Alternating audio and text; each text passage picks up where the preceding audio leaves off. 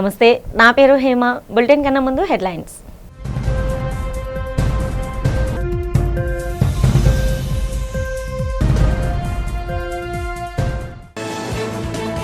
ఏలూరు జిల్లాలో మీ భూమి మీ హక్కు కార్యక్రమంలో పాల్గొని రైతులకు పట్టాదారు పాస్బుక్లు అందజేసిన ముఖ్యమంత్రి చంద్రబాబు. ప్రజా సమస్యల పరిష్కారమే ఎజెండాగా ప్రభుత్వం ముందుకు సాగుతుందని వెల్లడి.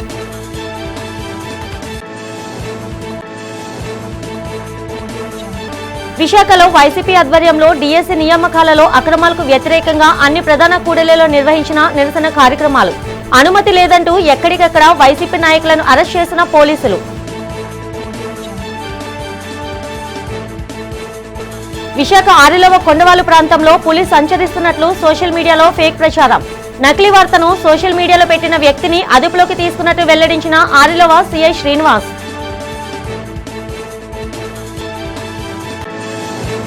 KGH SC ST employees welfare association ఆధ్వర్యంలో అత్యంత ఘనంగా జరిగిన రాజ్యసభ సభ్యుడు గొల్ల బాబురావు జన్మదిన వేడుకలు. గొల్ల బాబురావు చేసిన ప్రజాసేవను కొనియాడిన పలువురు వక్తలు. ఏలూరు జిల్లా కలకలంలో నిర్వహించిన మీ భూమి మీ హక్కు కార్యక్రమంలో ముఖ్యమంత్రి చంద్రబాబు నాయుడు ముఖ్య అతిథిగా పాల్గొని రైతులకు పట్టాదారు పాస్ పుస్తకాలను పంపిణీ చేశారు. అనంతరం ఆయన మాట్లాడుతూ ప్రజా సమస్యల పరిష్కారమే తమ ప్రభుత్వ ఏకైక ఎజెండా అని స్పష్టం చేశారు. ప్రధాని మోదీ నాయకత్వంలో రాష్ట్రంలో డబుల్ ఇంజన్ సర్కార్ వేగంగా పనిచేస్తుందని తెలిపారు. గత ప్రభుత్వ హయాంలో భూ సమస్యలపై అనేక అర్జీలు వచ్చాయని, రెవెన్యూ సమస్యలన్నీ పరిష్కారమయ్యే వరకు అధికారులు కష్టపడి పనిచేయాలని ఆదేశించారు. కరెన్సీ నోట్లకు ఉండే భద్రత, ఫీచర్లు, బ్లాక్ చైన్ టెక్నాలజీ, క్యూఆర్ కోడ్ల సాయంతో ట్యాంపరింగ్ జరగకుండా పట్టాదారు పాస్ పుస్తకాలను రూపొందించామని వెల్లడించారు. ఇప్పటి వరకు 32.32 లక్షల పాస్ పుస్తకాలను రైతులకు అందజేశామని, 9,365 గ్రామాల్లో రీసర్వే పూర్తి చేసి మరో 68.64 లక్షల పాస్ పుస్తకాలు జారీ చేయాల్సి ఉందని సీఎం తెలిపారు. ఈరోజు నేను ఒకటి ఆలోచించాను. నేను చాలా సమస్యలపైన పోరాడుతున్నాను. అన్నింటికంటే ముఖ్యమైన సమస్య పట్టాదారు పాసు పుస్తకం. మీ భూమి మీ హక్కు. వేరే వాళ్ళ పెత్తనం మీ భూమిపైన ఉండడానికి వీలు లేదు. మీ పట్టాదారు పాసు పుస్తకం పైన వేరే వాళ్ళ ఫోటో వేసుకోవడానికి అంతకన్నా వీలు లేదు. మామూలుగా వారసత్వ సమస్యలు కొన్ని వచ్చాయి. కొన్ని అధికారులు ఎప్పటికప్పుడు తప్పిదాల వల్ల కొన్ని సమస్యలు వచ్చాయి. 1924లో విధ్వంసం వల్ల మరిన్ని సమస్యలు వచ్చి జటిలమైపోయింది. ఎవరైనా సరే ఇష్టం లేకపోతే, వాళ్ళ భూమిని ఇమ్మంటే ఇవ్వకపోతే 22A కింద పెట్టేశారు. అంటే ఒకే సింపుల్, మీ భూమి మీరు అనుభవిస్తున్నారు, వాళ్ళు అడిగినప్పుడు ఇవ్వకపోతే మీ జుట్టును వాళ్ళ చేతుల్లో పెట్టుకోవాలని రికార్డులో డిజిటల్గా 22A వేశారు. అక్కడి నుంచి ప్రభుత్వ భూమి అయిపోయింది. సమస్యలు చాలా వచ్చాయి. నాకు కూడా అర్థం కాలేదు. ముఖ్యమంత్రి అయితే నేను ఎక్కడికి పోయినా కట్టలు కట్టలుగా అర్జీలన్నీ భూ సమస్యలపైనే వచ్చాయి. ఆ రోజు నేను ఒక సంకల్పం చేశాను. ఎట్టి పరిస్థితుల్లో ఈ సమస్య పరిష్కారం చేసే వరకు వదిలిపెట్టనని ఒక సంకల్పం చేశాను. కలెక్టరేట్ మీటింగ్ హాలులో నిర్వహించిన పీజీఆర్ఎస్ లో ప్రజల నుంచి జిల్లా collector M Abhishek Kishore, joint collector Gobbila Vidyadhari వినతులు స్వీకరించారు. ప్రజా సమస్యల పరిష్కార వేదికకు జిల్లాలోని పలు ప్రాంతాల నుండి ప్రజలు తమ సమస్యలను ఉన్నతాధికారులకు విన్నవించుకునేందుకు తరలివచ్చారు. ప్రధానంగా రేషన్ కార్డులు, పింఛన్లు, ఇళ్ల స్థలాలు, రెవెన్యూకు సంబంధించిన అర్జీలు ఎక్కువగా అధికారులకు వచ్చాయి. ప్రజల నుండి స్వీకరించిన అర్జీలను సంబంధిత శాఖల అధికారులు అందజేశారు. ఈ సందర్భంగా జిల్లా కలెక్టర్ అభిషేక్ కిషోర్ మాట్లాడుతూ పీజీఆర్ఎస్ లో వచ్చే ఫిర్యాదులను జాప్యం చేయకుండా పరిష్కరించాలని అధికారులను ఆదేశించారు. నిర్ణీత గడువులోగా సమస్యలను పరిష్కరించాలన్నారు. ఏవైనా సమస్యలను పరిష్కరించలేకపోతే ఏ కారణం చేత పరిష్కరించలేకపోయామో అర్జీదారులకు తెలియజేయాలని కలెక్టర్ ఆదేశించారు. కఠోర శ్రమ, అంకిత భావంతోనే ఏ రంగంలోనైనా విజయం సాధించవచ్చని విజయనగరం జిల్లా కలెక్టర్ ఎస్ రామసుందర్ రెడ్డి స్పష్టం చేశారు. స్థానిక విజయ్ స్టేడియంలో నిర్వహించిన అమరావతి ఛాంపియన్షిప్ జిల్లా స్థాయి ఆటల పోటీలను జిల్లా ఎస్పీ ఏఆర్ దామోదర్తో కలిసి ఆయన సోమవారం ప్రారంభించారు. ఖోఖో, కబడ్డీ, హాకీ, వాలీబాల్, యోగా క్రీడల్లో ప్రారంభమైన ఈ పోటీల సందర్భంగా హాకీ మాంత్రికుడు మేజర్ ధ్యాన్ చంద్కు నివాళి అర్పించారు. మేజర్ ధ్యాన్ చంద్ జీవితాన్ని ఆదర్శంగా తీసుకుని క్రీడాకారులు రాష్ట్ర స్థాయి పోటీల్లో ప్రతిభ చాటి జిల్లాకు మంచి పేరు తేవాలని కలెక్టర్ పిలుపునిచ్చారు. గెలుపొందిన వారిని కలెక్టరేట్ ఆడిటోరియంలో సత్కరిస్తామని ప్రకటించారు. పాఠశాల స్థాయి నుంచి క్రీడలను కెరీర్గా ఎంచుకోవాలని కోరిన ఎస్పీ దామోదర్ రాష్ట్ర స్థాయి పోటీలో గెలిచిన జట్టుకు 10,000, వ్యక్తిగత విజేతలకు 5,000 నగదు బహుమతి ఇస్తామని వెల్లడించారు. ఈ కార్యక్రమంలో పలువురు ప్రజా ప్రతినిధులు, క్రీడా శాఖ అధికారులు, విద్యార్థులు పెద్ద సంఖ్యలో పాల్గొన్నారు. ఆ కార్యక్రమాన్ని సక్సెస్ చేసినందుకు ధన్యవాదాలు తెలియజేద్దాం. నిజంగా గౌరవ సీఎం గారికి మనకి ఇచ్చిన బాధ్యతలు ఆయన వారు తీసుకుని ఎక్కడా కూడా బందోబస్తులో కానీ అరేంజ్మెంట్స్లో కానీ ఎలాంటి లోపాలు లేకుండా గౌరవ కలెక్టర్ గారు కానీ ఎస్పీ గారు కానీ ఎవరైనా ఫోన్ చేస్తే ఎంత ఓపికగా సమాధానం చెప్పారంటే ఆర్గనైజేషన్ వారి నుంచి నేను చాలా నేర్చుకున్నాను. నేను ఆదున్నా సార్, థ్యాంక్ యూ సార్. మరొకసారి చెప్పడం వారికి. అదేవిధంగా ఆయన పుట్టినరోజును జయంతి నాడు మనము ఇలా నేషనల్ స్పోర్ట్స్ డే, అలాగే అదే రోజు మన రాష్ట్ర ప్రభుత్వం, మన ముఖ్యమంత్రి గారు కూడా ఈరోజు అమరావతి ఛాంపియన్షిప్ అనే గ్రామీణ క్రీడాకారులను ఎంకరేజ్ చేయడం కోసము ఇటువంటి మంచి క్రీడలను మనం తీసుకురావడానికి వచ్చినందుకు మీ అందరి తరఫున, మనందరి తరఫున కృతజ్ఞతలు తెలుపుకుంటూ, మీరంతా కూడా ఏదైతే కాన్స్టిట్యున్సీ లెవెల్లో ప్రతిభ కనపరిచారు, అమరావతి ఛాంపియన్షిప్ ఏర్పాటు చేయడం, నిర్వహించడం, అందుకు 10 జిల్లాల నుంచి కొంతమంది క్రీడాకారులను ఇక్కడి నుంచి సెలెక్ట్ చేయటం, మొదట కాన్స్టిట్యున్సీ లెవెల్లో చేయటం, తర్వాత డిస్టిక్, ఈరోజు జిల్లా లెవెల్లో 2-3 రోజులు అన్నీ కూడా మనకు అందుబాటులో ఉన్నటువంటి స్పోర్ట్స్, ఖోఖో, కబడ్డీ అన్నీ కూడా ఆంధ్రప్రదేశ్ గ్రామీణ వాతావరణంలో జరిగేటువంటి స్పోర్ట్స్, ఇలాంటి వాటిని ఎంకరేజ్ చేస్తూ, అలాగే గెలిచిన వాళ్ళకి ఇక్కడి నుంచి ఎవరు సెలెక్ట్ అవుతారో వీళ్ళందరూ కూడా తిరుపతి నేషనల్ స్టేట్ లెవెల్లో తిరుపతిలో అక్కడ పోటీలు కండక్ట్ చేయటం, ఇక్కడి నుంచి మన విద్యార్థులందరూ కూడా వెళ్తున్నారు. మీకు అందరికీ ఇంకొక చిన్న విషయం, మన జిల్లా నుంచే వల్లూరు అజయ్ బాబు అనేసి మీరు పేపర్లో చూస్తుంటారు, నిన్న మొన్న కాంస్య పథకం వచ్చింది కామన్వెల్త్ దీంట్లో. మీరు ఇలాంటి వాళ్ళందరినీ ఆదర్శంగా తీసుకోవాలి. స్పోర్ట్స్ వల్ల ఏదో కప్పులు ఈ కాదు, ఒక కెరీర్ బిల్డప్ చేసుకోవాలి. స్పోర్ట్స్ అంటే ఒక కెరీర్, జీవితంలో ఒక క్రమశిక్షణకి అలాగే ఇండివిజువల్ డెవలప్మెంట్తో పాటు ఒక కెరీర్గా డెవలప్ చేసుకుంటే మీ జీవితంలో ఎంతో ఉన్నత స్థానాలకు వెళ్ళొచ్చు. స్పోర్ట్స్ని ఒక కెరీర్గా తీసుకోండి.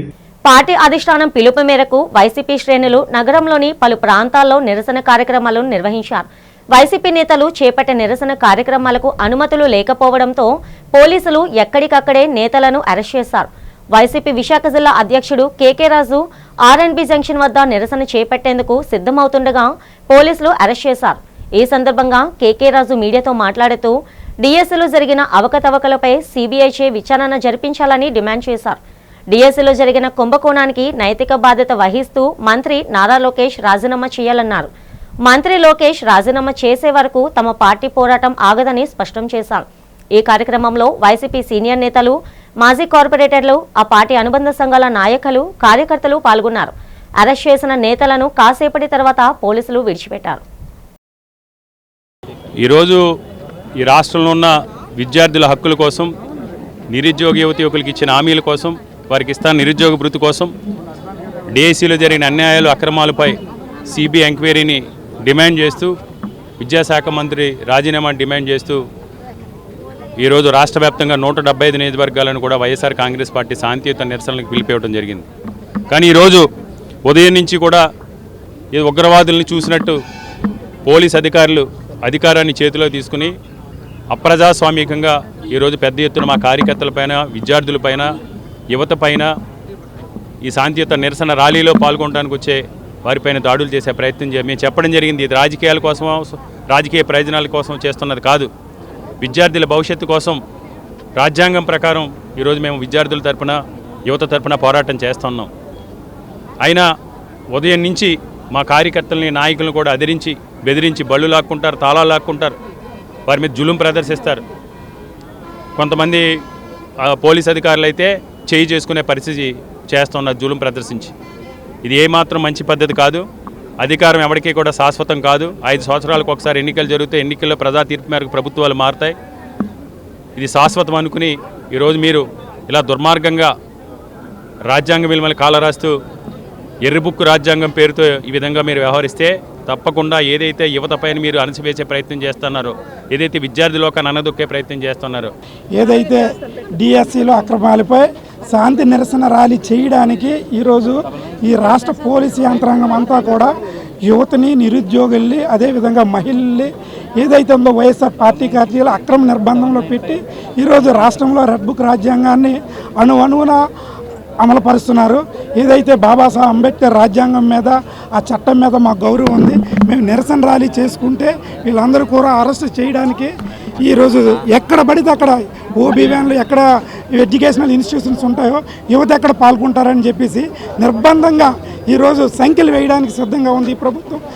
గిరిజన ప్రాంతాల సమగ్ర వికాసంతో పాటు పిల్లల భవిష్యత్తే ధ్యేయంగా ప్రభుత్వం పనిచేస్తుందని పార్వతీపురం మన్యం జిల్లా collector doctor N Prabhakar Reddy స్పష్టం చేశారు. ప్రపంచ ఆదివాసీ దినోత్సవం సందర్భంగా సమగ్ర గిరిజనాభివృద్ధి సంస్థ ఐటీడీ ఆధ్వర్యంలో కురుపాం మండలం జి శివడ గ్రామంలో నిర్వహించిన వేడుకల్లో ప్రభుత్వ విప్, స్థానిక ఎమ్మెల్యే టి జగదీశ్వరితో కలిసి ఆయన ముఖ్య అతిథిగా పాల్గొన్నారు. ఈ సందర్భంగా కలెక్టర్ మాట్లాడుతూ ఆదివాసుల విద్య, వైద్య, ఆర్థిక రంగాలు మెరుగుపడేలా సంక్షేమ పథకాలను గిరిజనులు సద్వినియోగం చేసుకోవాలని పిలుపునిచ్చారు. జిల్లా వ్యాప్తంగా ఇప్పటి వరకు 1.95 లక్షల మందికి మలేరియా పరీక్షలు నిర్వహించామని, ప్రతి పీహెచ్సీలోనూ నివారణ మందులు సిద్ధంగా ఉంచామని తెలిపారు. పాఠశాల విద్యార్థులకు స్వల్ప అనారోగ్యం చేసిన తల్లిదండ్రులు తొందరపడి ఇళ్లకు తీసుకువెళ్లవద్దని, హాస్టళ్లు, పాఠశాలలోనే ఉంచి ఏఎన్ఎంలు, వైద్య సిబ్బంది పర్యవేక్షణలో మెరుగైన చికిత్స అందించేలా చూడాలని విజ్ఞప్తి చేశారు. అనంతరం జగదీశ్వరి మాట్లాడారు. అంతర్జాతీయ ఆదివాసీ దినోత్సవం సందర్భంగా మనకు ఉపయోగపడేటువంటి ఒక అద్భుతమైనటువంటి మల్టీపర్పస్ సెంటర్ అనేటువంటి దాన్ని ప్రారంభించుకోవడం చాలా సంతోషంగా ఉంది. ఇది మనకు చాలా రకాలుగా ఉపయోగపడుతుంది. పిల్లలకు మంచి లేటెస్ట్ సదుపాయాలు, డిజిటల్ క్లాసులు. బిల్డింగ్ అనేది చాలా చక్కగా నీట్గా ఉంది. మరి అన్ని దగ్గరలో కూడా ఇంత చక్కటి బిల్డింగ్ లేదు. కానీ ఈరోజు ఈ సాకి గ్రామంలో ఈ బిల్డింగ్ రావడం మనందరూ అదృష్టం. కాబట్టి దీన్ని మీరు చక్కగా హెల్త్కి, అలాగే చిన్నపిల్లలు చదువుకోవడానికి అన్నిటికీ ఒకే దగ్గర, ఒకే చోట ఉండడం వలన మన అదృష్టం. మరి కూటమి ప్రభుత్వం ఏర్పడిన తర్వాత ప్రతి చోట్ల కూడా గిరిజనులు ఆరోగ్యపరంగా ఇబ్బంది పడకుండా ఉండాలనేదే సీఎం గారి కాన్సెప్ట్. దానివలన కూటమి ప్రభుత్వం, మన సీఎం గారు నారా చంద్రబాబు నాయుడు గారు, అలాగే డిప్యూటీ సీఎం గారు పవన్ కళ్యాణ్ గారు, మోదీ గారి సహకారంతో ఇవన్నీ కూడా గిరిజన ప్రాంతాల్లో ఉన్నటువంటి ఏవైతే ఈ హెల్త్ సెంటర్స్ ఉన్నాయో ఇవన్నీ కూడా చేయడం జరుగుతుంది. విశాఖ దక్షిణ నియోజకవర్గం వైసీపీ ఇన్ఛార్జ్, మాజీ ఎమ్మెల్యే వాస్పల్లి గణేష్ కుమార్ ను పోలీసులు అరెస్ట్ చేసి 3 టౌన్ పోలీస్ స్టేషన్ కు తరలించారు. డిఎస్సీలో అక్రమాలు జరిగాయంటూ వైసీపీ నేతలు నిర్వహించే నిరసన కార్యక్రమాలకు అనుమతి లేవని పోలీసులు తేల్చి చెప్పారు.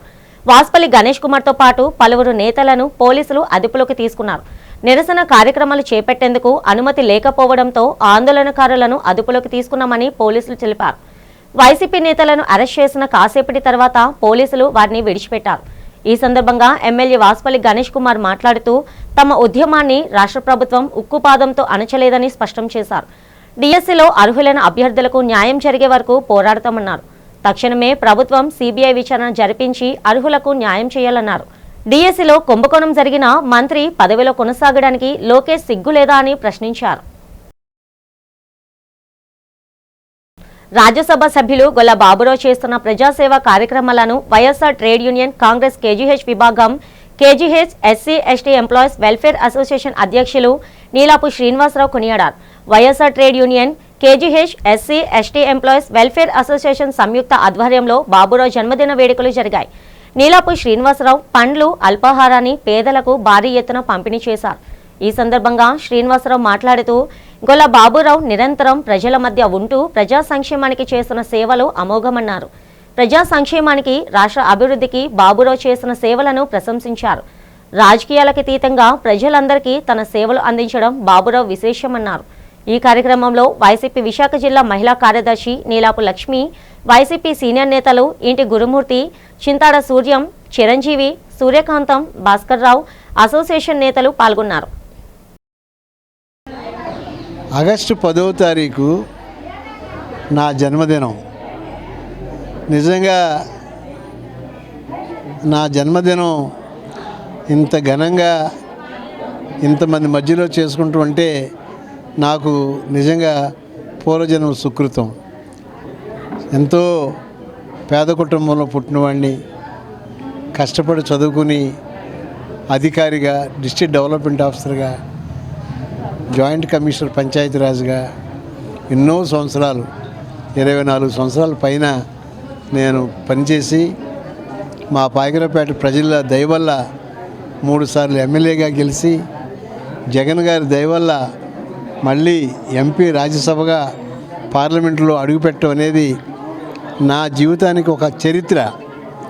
ఈ చరిత్ర ఇంతటితో ముగిసిపోకుండా ఇంకా వచ్చేటువంటి సంవత్సరాల్లో ఆ భగవంతుడు, మా సూర్య భగవానుడు నాకు బలాన్ని, శక్తినిచ్చి ఎంతో విశ్వాసంతో ఉండి విశాఖ ప్రజలకు సేవ చేసుకునేటువంటి భాగ్యం, మా పాయకరావుపేట ప్రజలకు సేవ చేసుకునేటువంటి భాగ్యం మెండుగా నిండుగా నాకు కలగజేయాలని నా దేవుడైనటువంటి ఆ సూర్యభగవానుడిని, భగవంతుడిని నేను కోరుకుంటూ ఈరోజు ప్రతి ఒక్కరు కూడా మన ఈరోజు గొల్ల బాబురావు రాజ్యసభ సభ్యులు మన కేజీహెచ్ తరపున జన్మదిన శుభాకాంక్షలు తెలుపుతూ ఈరోజు కేజీహెచ్లో ఎటువంటి ఆపద వచ్చినా, ఎటువంటి ఎవరికి వచ్చినా మీ కేజీహెచ్ ముందుండి ఎన్నో సేవా కార్యక్రమం చేస్తున్నాము.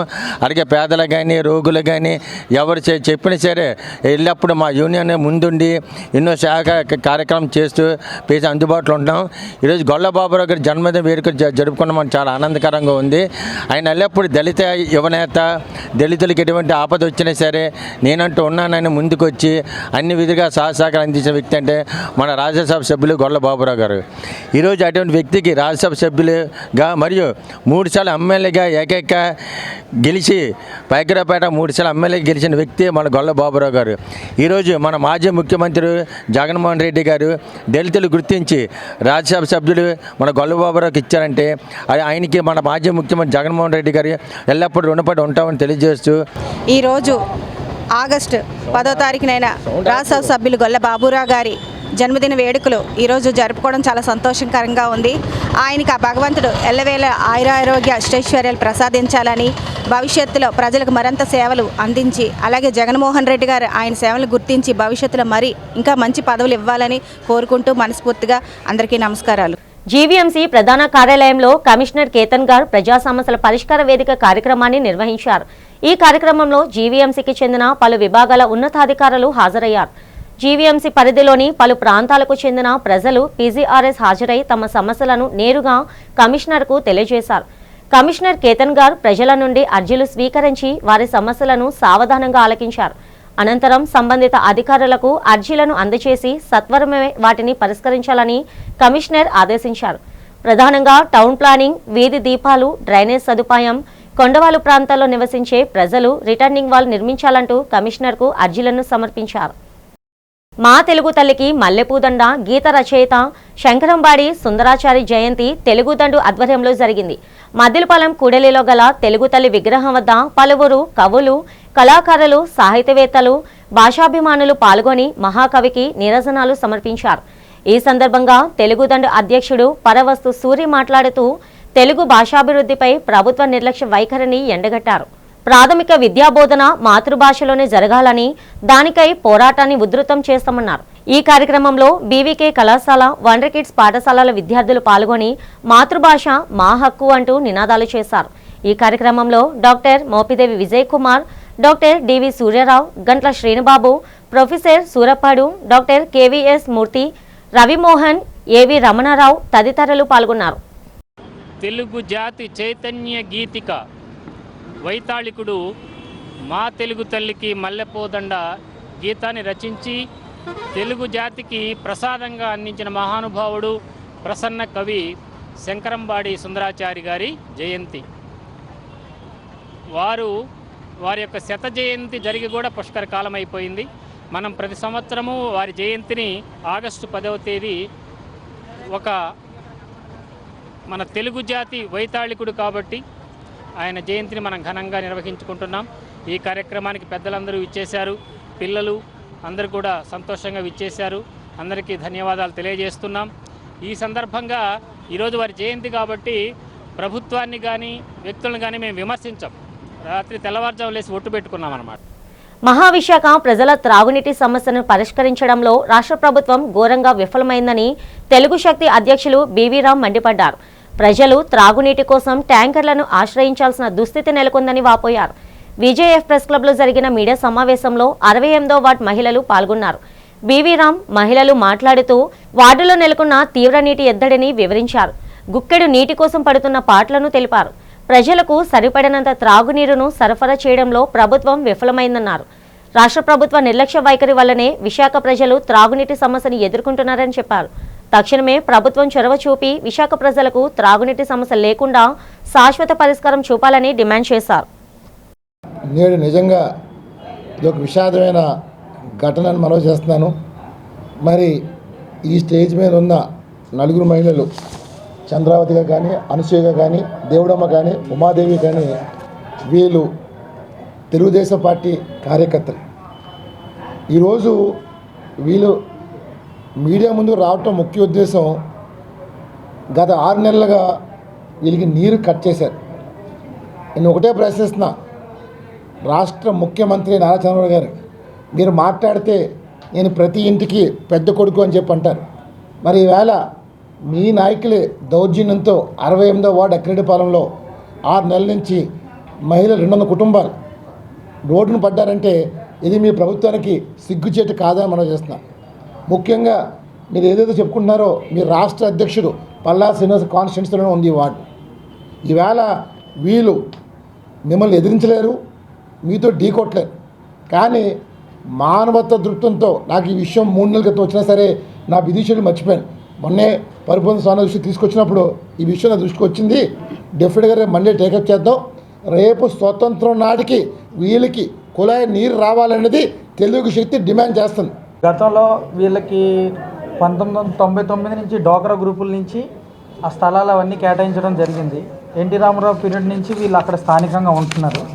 వాళ్ళకి కొత్తగా రీసెంట్గా ఈ కూటమి గవర్నమెంట్ వచ్చిన తర్వాత లోకల్ స్థానిక నాయకులు అందరూ కలిపి భయాందోళనకు గురి చేయడం, వాటర్ ఆపడం, రైల్వే వాళ్ళతో నోటీసులు ఇప్పించడం, బెదిరించి అక్కడి నుంచి పంపించడానికి జీవీఎంసీ అధికారులు చేస్తున్న దాని మీద అధికారులతో నేను మాట్లాడడం జరిగింది. మాట్లాడితే అధికారులు మాకు తెలియదు అని అంటారు. రాజకీయ నాయకుల దగ్గరికి వెళ్తే మీ పని అయిపోద్దమ్మా, వెళ్ళండి, అసలు ఎందుకు వాటర్ ఆపారో మాకు తెలియదు అని చెప్పడం జరిగింది. సరే అని చెప్పి వాళ్ళు ఇంకా ఒక 10 రోజులు జీవీఎంసీ జోనల్ ఆఫీస్ దగ్గర ధర్నాలు ఇవన్నీ చేయడం కూడా జరిగింది. జోనల్ కమిషనర్ గారు మాకు ఎటువంటి సంబంధం లేదు, ట్యాంకులు కావాలంటే ఇస్తామని కూడా చెప్పడం జరిగింది. నేను ఎన్నో సంవత్సరాలు బట్టి నేను పని చేస్తున్నాను టీడీపీకి. కానీ ఇప్పుడు ఏంటంటే నన్ను ఎవ్వరు కూడా కింద పెట్టేసి మైట్ చేయకుండా ఉన్నారు. ప్రతి సమస్యకి ప్రజల్లోకి వెళ్ళి పని చేసుకొచ్చేదాన్ని. కానీ ఇప్పుడు ఎవ్వరు కూడా నన్నంటూ ఒక గుర్తింపు లేకుండా చేశారు. వాటర్ లాగా 6 నెలలు అయిందండి మాకు వాటర్ ఆపేశారు. నేను వాటర్ వాళ్ళ దగ్గర మా అధికారుల్లో పెట్టి నేను అందరికీ అన్ని పనులు చేసుకొచ్చాను. ఈరోజు అధికారులను ఎవరు పట్టించుకోకపోయినా సరే నేను పోరాటం చేశాను, కానీ ఎవరు పట్టించుకోలేదు. ఇప్పుడు 6 నెలలు బట్టి మంచినీళ్ళు లేకుండా ఆ వాటిలో చాలా ఇబ్బందులు పడుతున్నామండి. భారతీయ జనతా పార్టీ రాష్ట్ర అధ్యక్షుడు మాజీ ఎమ్మెల్సీ పివిఎన్ మాధవ్ జన్మదిన వేడుకలు విశాఖలో ఆయన స్వగృహం వద్ద అత్యంత వేడుకగా జరిగాయి. ఈ సందర్భంగా రాష్ట్ర వ్యాప్తంగా ఉన్న ఆయన అభిమానులు, పార్టీ నాయకులు, పలువురు ఎమ్మెల్యేలు మాధవ్ను కలిసి పుష్పగుచ్చాలు అందజేసి పుట్టినరోజు శుభాకాంక్షలు తెలియజేశారు. రానున్న రోజుల్లో కూటమిని, బీజేపీని మరింత బలోపేతం చేస్తూ ప్రజారంజక పాలనను రాష్ట్ర ప్రజలకు అందించేలా మాధవ్కు శక్తిని ఇవ్వాలని ఆకాంక్షించారు. డేటా సెంటర్లు ఏర్పాటు వలన పర్యావరణ సమతుల్యత దెబ్బతింటుందని వేదు ప్రభాకర్ స్వామీజీ ఆందోళన వ్యక్తం చేశారు.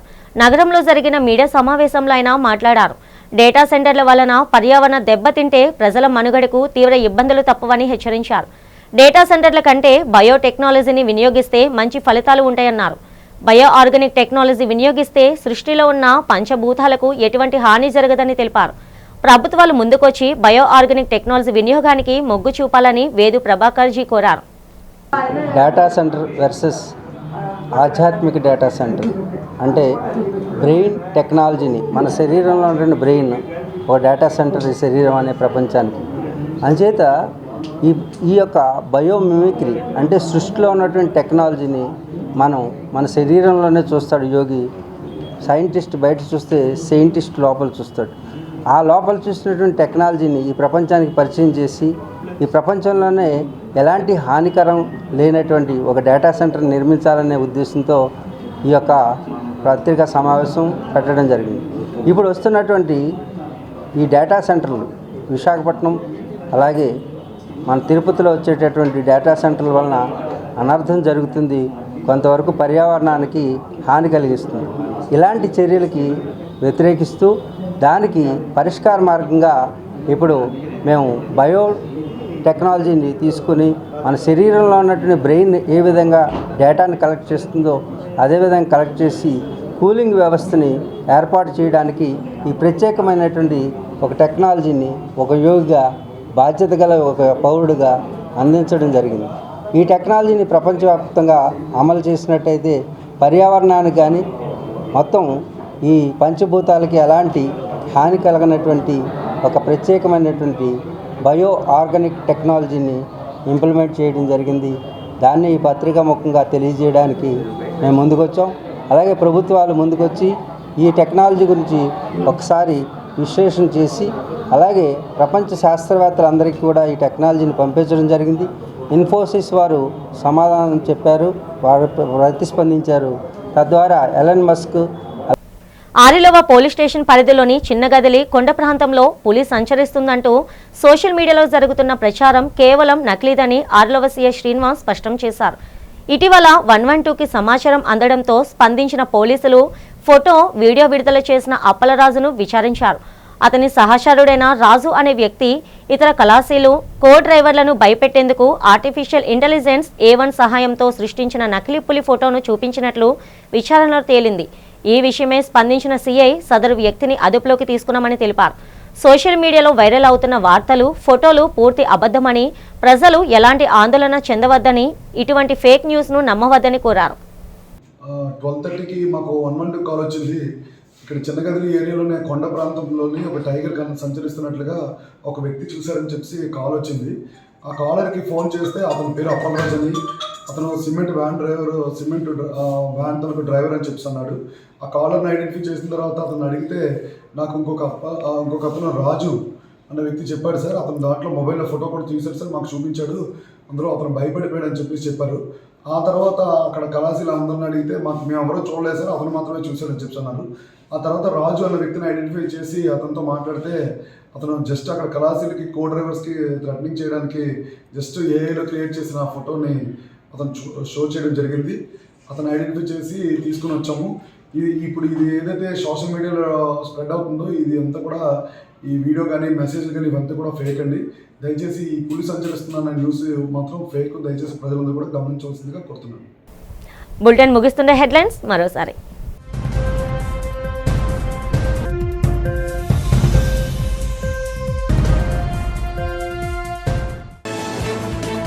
ఏలూరు జిల్లాలో మీ భూమి మీ హక్కు కార్యక్రమంలో పాల్గొని రైతులకు పట్టాదార్ పాస్బుక్లు అందజేసిన ముఖ్యమంత్రి చంద్రబాబు. ప్రజా సమస్యల పరిష్కారమే ఎజెండాగా ప్రభుత్వం ముందుకు సాగుతుందని వెల్లడి.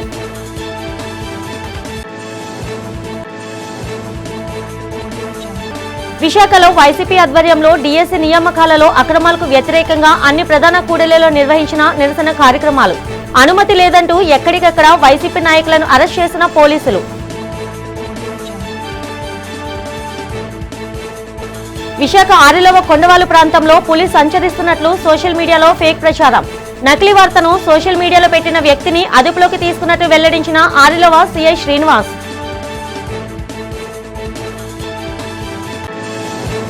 KGH SC ST employees welfare association ఆధ్వర్యంలో అత్యంత ఘనంగా జరిగిన రాజ్యసభ సభ్యుడు గొల్ల బాబురావు జన్మదిన వేడుకలు. గొల్ల బాబురావు చేసిన ప్రజాసేవను కొనియాడిన పలువురు వక్తలు.